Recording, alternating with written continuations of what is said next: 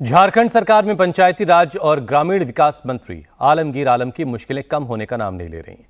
Tender घोटाले में कमीशनखोरी के आरोप में आलमगीर को आज ईडी कोर्ट में पेश करेगी। रांची की स्पेशल कोर्ट में उन्हें पेश किया जाएगा, जिसके बाद आगे की कार्रवाई का रास्ता तय होगा।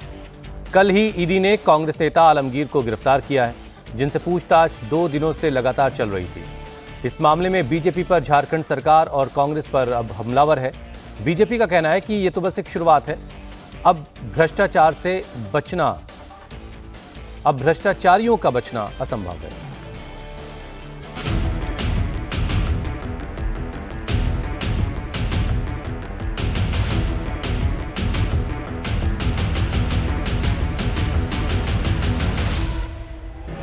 आलमगीर आलम गिरफ्तार, सियासत जोरदार।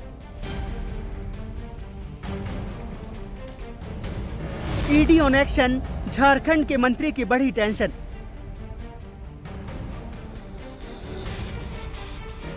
मंत्री के जवाब से नहीं मिली संतुष्टि, आज कोर्ट में होगी पेशी।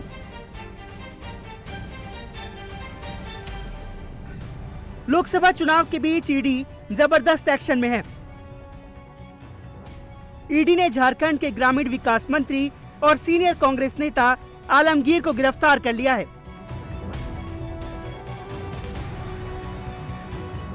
आलमगीर आलम के सचिव के नौकर के घर से 35 करोड़ रुपए से ज्यादा का कैश बरामद हुआ था, जिसके बाद ईडी ने आलमगीर से 2 राउंड पूछताछ की और जब ईडी को लगा कि कांग्रेस नेता जांच में सहयोग नहीं कर रहे तो उन्हें गिरफ्तार कर लिया गया।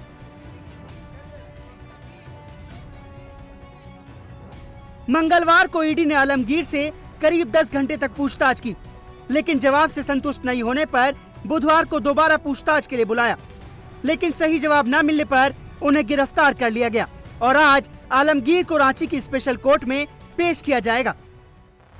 गिरफ्तारी से पहले ईडी के अधिकारियों ने आलमगीर से कई अहम और कड़े सवाल किए थे। ईडी ने पूछा कि ग्रामीण विकास विभाग में कमीशन के बारे में वो क्या जानते हैं, क्या आपको इस कमीशन के खेल की जानकारी थी, आपके पीए के नौकर जहांगीर के घर से मिले पैसे किसके हैं, ईडी की सूचना से संबंधित लेटर जहांगीर के घर से कैसे मिला, आपके परिवार की आमदनी का दूसरा और क्या सोर्स है, ईडी के एक्शन में मिले 35 करोड़ की रकम कमीशन के हैं या नहीं। आलमगीर पर टेंडर घोटाले में कमीशन खोरी का आरोप है। 6 मई को ईडी ने आलमगीर के निजी सचिव संजय लाल के नौकर जहांगीर आलम के अपार्टमेंट पर छापा मारा था, जहां से 35 करोड़ रुपए से ज्यादा कैश बरामद किया गया था। अब आलमगीर की गिरफ्तारी पर सियासत भी जमकर हो रही है। बीजेपी का कहना है कि झारखंड में भ्रष्टाचार का एक और विकेट गिर गया है। इसमें एक आलमगीर आलम का अरेस्ट हुआ है, भगवान को प्रार्थना करता हूँ बाकी आलमगीर आलम भी अरेस्ट हो जाए। देखिए, झारखंड में आज भ्रष्टाचार का एक और बड़ा विकेट गिरा। इसके पहले मुख्यमंत्री रहते हेमंत सोरेन की गिरफ्तारी हुई थी और आज मंत्री आलमगीर आलम को ईडी ने गिरफ्तार कर लिया। तो ये तो मुझे लगता है सिर्फ एक शुरुआत हुई है, क्योंकि अभी 4 वर्षों से ज्यादा के कार्यकाल में वो मंत्री रहे थे, तो बाकी जो अरबों रुपए की इनके काले लूट की कमाई है, जैसे जैसे पूछताछ होगी उसका भी खुलासा होगा। लेकिन एक बार फिर से सिद्ध हो गया कि ये नरेंद्र मोदी का न्यू इंडिया है। आप बड़े पद पर भ्रष्टाचार करके बचना चाहेंगे तो ये नामुमकिन है इस नए इंडिया में। बीजेपी के आरोपों का जवाब झारखंड कांग्रेस अध्यक्ष राजेश ठाकुर ने दिया। कांग्रेस और सहयोगियों ने इसे तानाशाही बताया।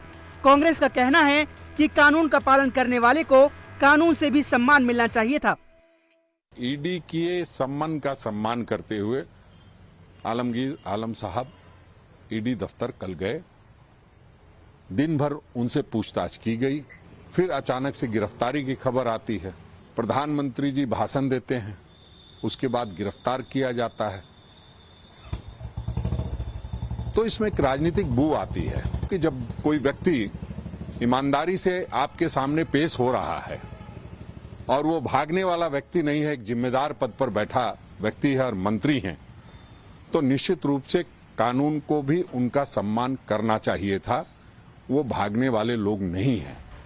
मामले में मंत्री के पीए संजीव लाल और उनके नौकर जहांगीर आलम को ईडी पहले ही गिरफ्तार कर चुकी है और अब आज कोर्ट के एक्शन पर सबकी निगाहें होंगी।